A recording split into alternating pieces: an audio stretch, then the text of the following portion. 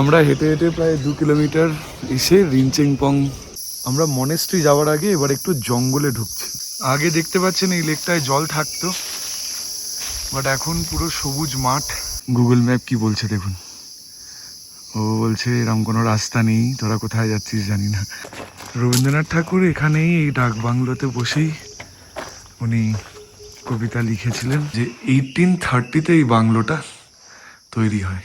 পাহাড়ে 5 কিলোমিটার হাঁটা আমাদের মতো সমতল লোকেদের জন্য সমতলে 20 কিলোমিটার হাঁটার সমান।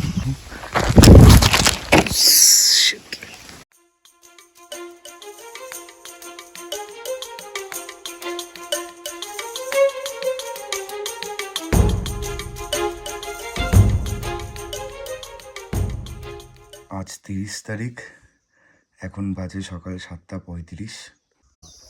তো একটু আগে ঘুম থেকে উঠলাম, এখন একটু চা ফা খেয়ে তারপরে আমরা বেরোবো এই রিনচেংপংয়ের আশপাশটা ঘুরে দেখতে।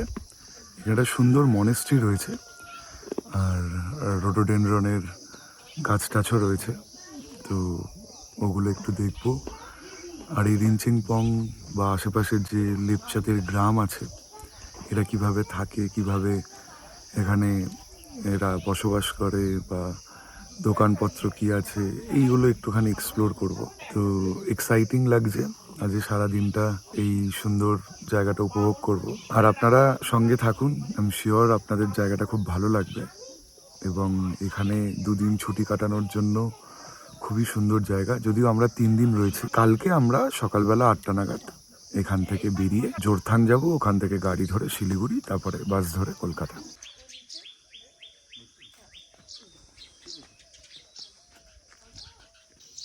সকালের চা চলে এসছে, আবার এই প্রকৃতির কোলে আমরা বসে চা খাচ্ছি। সুন্দর এই জায়গাটা, মিস করব খুব, আসবো আবার। ব্রেকফাস্টে আছে কচুরি, ফল, তরকারি আর ডিম। এই হচ্ছে আজকের ব্রেকফাস্ট। এই খেয়ে বেরোবো হাইক করতে। আমরা এখন যাচ্ছি আবার হাইক করতে, গ্রাম ঘুরতে। চলুন গ্রাম ঘুরবো।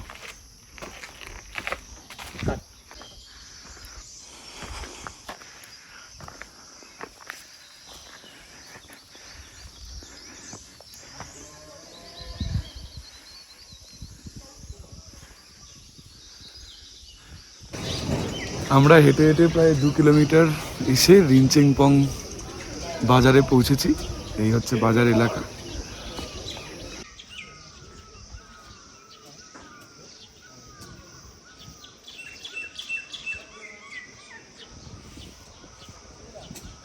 এবার বেরিয়ে গেলাম মনেস্ট্রির দিকে।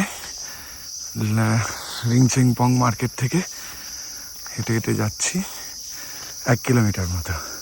আমরা মনেস্ট্রি যাওয়ার আগে এবার একটু জঙ্গলে ঢুকছি।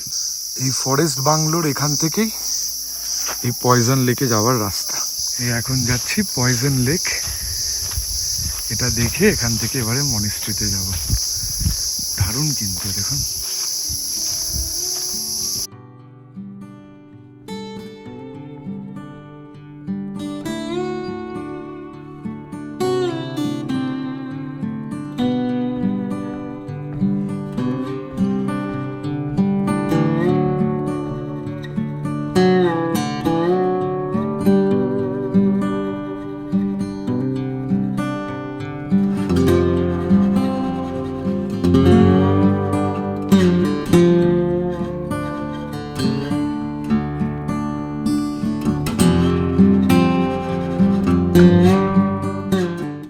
আমরা এই জঙ্গলের ভেতরটা এক্সপ্লোর করছি।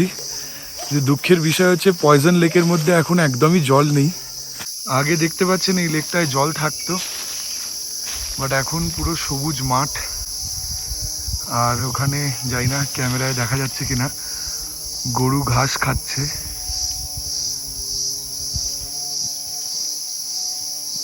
আমাদের ইমিডিয়েটলি কিছু করা উচিত গ্লোবাল ওয়ার্মিংয়ের এই তাণ্ডবের শিকার এই পয়জন লেকও। এই জঙ্গল এবং মাদার নেচারকে প্রোটেক্ট করার জন্য যতটা সম্ভব ফরেস্ট ডিপার্টমেন্ট চেষ্টা করছে। তো ফরেস্ট ডিপার্টমেন্টের কিছু লোকের সাথে দেখা হলো, অফিসারদের সাথে দেখা হলো। ওরা জানালো যে আগে এখানে জল ছিল, বাট ইদানিংকালে জল একদমই প্রায় নেই। তো আমরা এখান থেকে জঙ্গলের মধ্যে দিয়ে এখন যাচ্ছি মনেস্ট্রিতে আর ডাকবাংলোতে।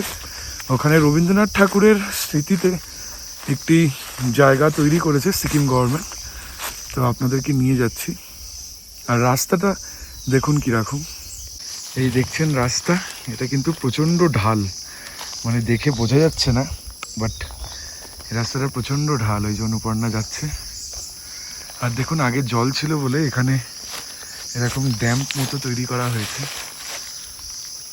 বাট এগুলো পুরো জল থাকতো আগে। এই দেখুন আমার পা দেখলেই বুঝতে পারবেন কতটা ঢাল, মানে এরকমভাবে নামতে হচ্ছে খুব সাবধানে।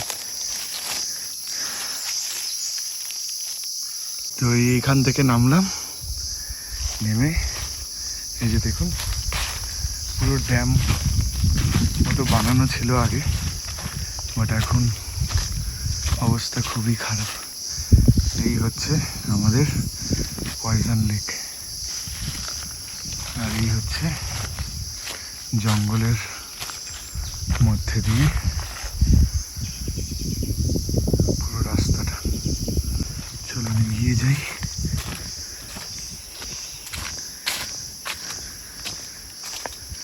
দারুণ লাগছে কিন্তু, মানে জঙ্গলের মধ্যে দিয়ে এরকম একটা অ্যাডভেঞ্চারাস করতে দারুণ লাগছে, কিন্তু সাথে খারাপ লাগছে বারবার এই লেকটাকে দেখে, শুকনো লেককে দেখে।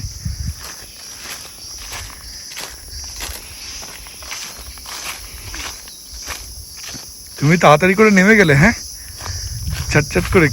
কি করে নামলে? আমার জুতোটা স্লিপ কাটছে। হ্যাঁ কেন, কিরম রাস্তা? এই তো ওপরে ওই যে রাস্তাটা।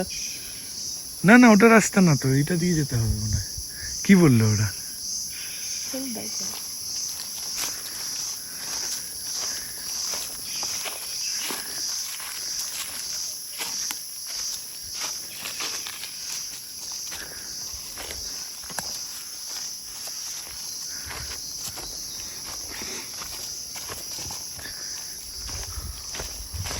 এই রাস্তাটাই বললো তো নাকি? এবার পুরো জঙ্গলের মধ্যে দিয়ে যাচ্ছি, চারিদিকে জঙ্গল।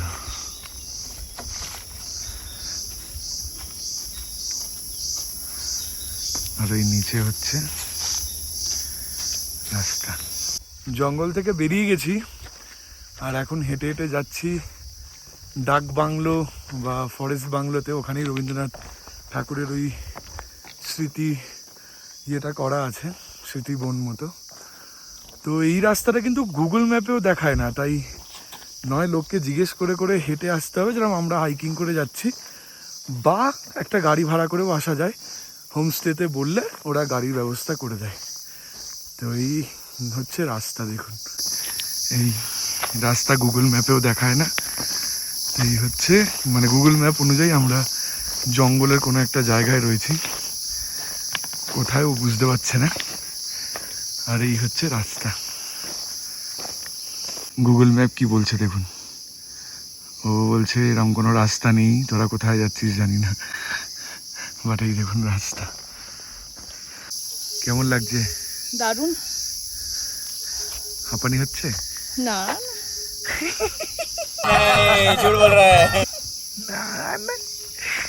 এই আমরা পৌঁছে গেছি ডাক বাংলো বা ব্রিটিশ বাংলো। কি সুন্দর জায়গায় ব্রিটিশরা বাংলো বানিয়েছে, বাট ব্রিটিশ নেই, আমরা আছি, আমরাই ঘুরে আসি। চলুন ভিতরটা দেখি। এই ব্রিটিশ বাংলাতে যেতে যেতে একটা ইন্টারেস্টিং ফ্যাক্ট বলি। ওই পয়জন লেকের নাম পয়জন লেক কেন? তার কারণ যখন এখানকার রাজার সাথে ইংরেজের যুদ্ধ লেগেছিল, ইংরেজরা বিশ্রাম নেওয়ার জন্য ওই পয়জন লেকের কাছে ঘাঁটি পেতেছিল। আর রাজা ওই পয়জন লেকের মধ্যে প্রচুর বিষ মিশিয়ে দিয়েছিল, আর প্রচুর সৈনিক মারা গেছিল ওই জল খেয়ে। এটা একটা কাহিনী। আরেকটা কাহিনী হচ্ছে, এখানকার গ্রামের লোকেরা ওই লেকের ফ্রেশ ওয়াটারের উপরে প্রচণ্ড ডিপেন্ডেন্ট ছিল। তো ওই জল খেয়ে প্রচুর গ্রামবাসী মারা যায়, তাই জন্য নাকি ওটার নাম পয়জন লেক রাখা হয়েছে। কোনটা ঠিক আসল ঘটনা সেটা জানি না, বাট এই দুটো কাহানি প্রচলিত। তো চলুন এবার বাংলোটা দেখি। রবীন্দ্রনাথ ঠাকুর এখানেই এই ডাক বাংলোতে বসেই উনি কবিতা লিখেছিলেন দু একটা, সেই কবিতাগুলো এখানে রাখা। আর এই হচ্ছে এই এলাকাটা, দেখুন।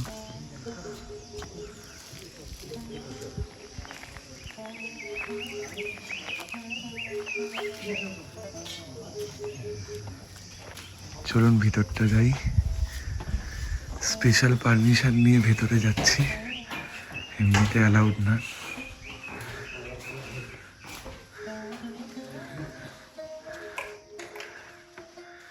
ওয়াও, এখানেই কোনো একটা রুমে ওল্ড বাংলো রবীন্দ্রনাথ ঠাকুর বসে কবিতা লিখেছিলেন।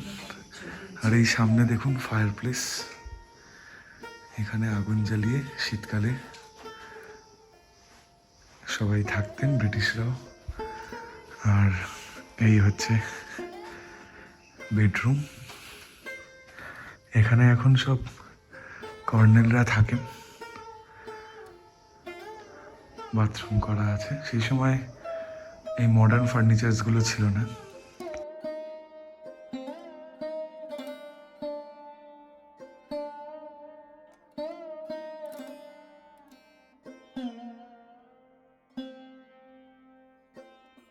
এই যে ওপরের যে কাঠগুলো দেখতে পাচ্ছেন, এগুলো সব পুরোনো দিনের কাঠ। আর এখানকার লোকাল একজনের থেকে জানতে পারলাম যে 1830-তে এই বাংলোটা তৈরি হয়। কেমন লাগলো ব্রিটিশ বাংলোটা? দারুণ। এবারে কোথায় যাচ্ছি বলো? মনেস্ট্রি। এই হচ্ছে মনেস্ট্রি যাওয়ার রাস্তা। আর অনুপর্ণার এক একটা কাতরা এনার্জি সব পড়ে গেছে। পারবে যেতে? चलो।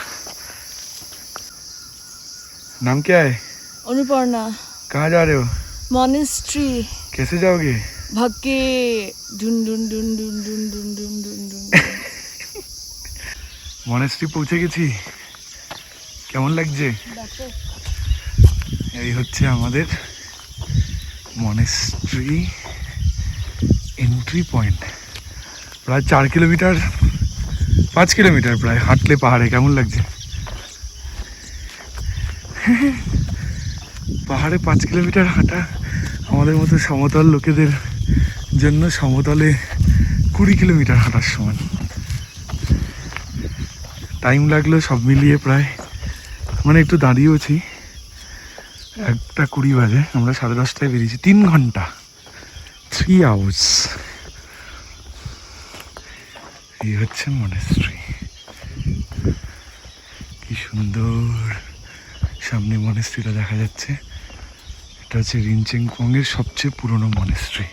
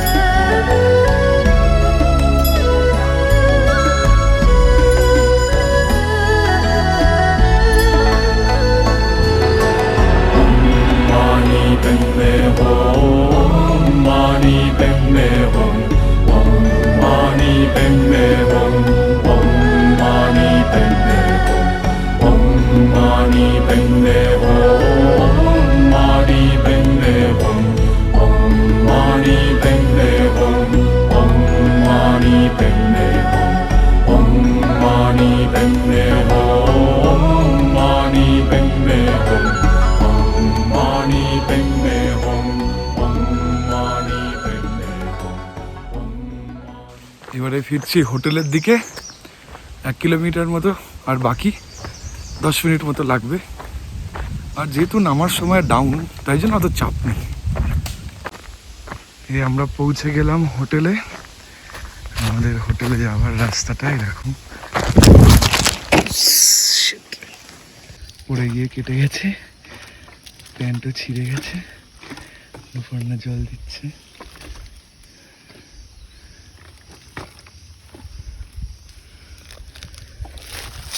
লাস্টে হোটেলের কাছে এসে এই জায়গাটা স্লিপ কেটে পড়ে গেল। এতক্ষণ অবধি ঠিকঠাক এসে হাসছে কেন, হাসছে কেন? একে বলে ফিরে এসে তরি ডোবা। গোটা ওই রকম সাংঘাতিক রাস্তায় সুন্দর হেঁটে আমাকে টেনে টেনে নিয়ে গেলে এখানে একটা সিম্পল জায়গা এসে আরে স্লিপ কেটে গেলাম, বলছি না আমার জুতোটা খুব স্লিপ কাটছে। স্বপ্ন চলে গেল। দুম করে পড়েছি। যাই হোক, এই হচ্ছে পৌঁছে গেছি হোটেলে। এই হোটেলে আসার রাস্তা, আর এই হচ্ছে যাওয়ার লাস্ট রাস্তাটা। এই যে অনুপর্ণা যাচ্ছে, এখান দিয়ে গিয়ে হোমস্টেটায় যেতে হবে। আবার পড়ে যেতে পারি, তাই রিস্ক নেবো না। এই দেখুন কি অবস্থা। হুম, পারবো? ব্লগ করবো না? ব্লগ করবো না এরকম হয়? নীল গাই যেখানেই যাবে ব্লগ করবে, ব্লগ। এই দেখুন রাস্তা, ব্লগ করতে করতেই আমি চলে যাব, কেউ আটকাতে পারবে না। একবার পড়েছি স্লিপ কেটে, তো কি হয়েছে, বারবার থোড়ি পড়ব। এই অনুপর্ণা থেকে শিখে নিন কীভাবে নামতে হবে, দেখাও। হ্যাঁ, কি করতে হবে পাটাকে? এরকম করতে হবে কত্থক স্টাইলে। বলে নিজে অন্যভাবে নামছে। ঠিক আছে, চলুন এরম এরম করে, এরম এরম এরম এরম এরম এরম করে নেমে যাই। আবার যদি আমি হোটেলের সামনে গিয়ে পড়ি, হোটেলের লোকগুলোও হাসবে। কিরম? হ্যাঁ, ও পুরো পাহাড়ি হয়ে গেছে দুদিনে। সাবাস, চলো নেমে গেছি, নেমে গেছি। ওকে, টিং টিং টিং টিং টিং টিং টিং টিং টিং টিং টিং টিং, নেমে গেছি, নেমে গেছি। তখন কিছু একটাতে না পাথর টাথরে পা পড়ে গেছিল, নাহলে এখন স্লিপ কাটতাম না।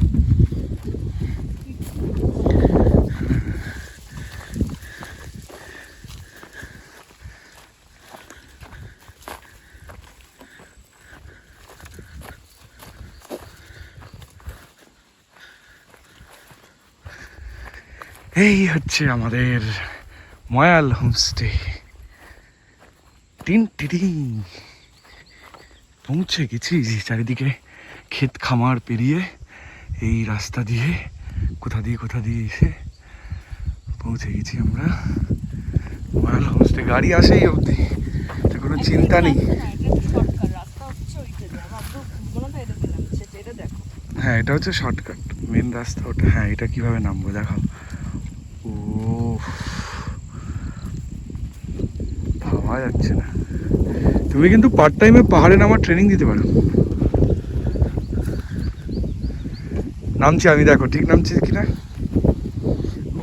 মনে পদ্মে হুম, হ্যাঁ ঠিক করে নামছি না? ঠিক নামলাম না বললাম? এই পৌঁছে গেছি। আমার শেড লাগাচ্ছে গাড়ির, এখানে গাড়ি ছিল এতদিন, কোনো শেড ছিল না, আজকে শেড লাগানো হচ্ছে। হ্যাঁ, চলো এবার ফ্রেশ ট্রেশ হয়ে খাওয়া দাওয়া করি। লাঞ্চ বাকি, খাওয়া দাওয়া টাওয়া দাওয়া করে তারপরে আপনাদের সাথে আবার দেখা হচ্ছে। Bye bye. এই ভিডিওটা এই অবধি রাখছি। এই অবধি ভিডিওটা যদি ভালো লেগে থাকে প্লিজ সাবস্ক্রাইব করে দিন, লাইক বাটনটা প্রেস করতে ভুলবেন না, অ্যান্ড কমেন্ট করে জানাবেন কেমন লাগলো। দেখা হচ্ছে আগামী এপিসোডে। Mani padme hum, mani padme hum. and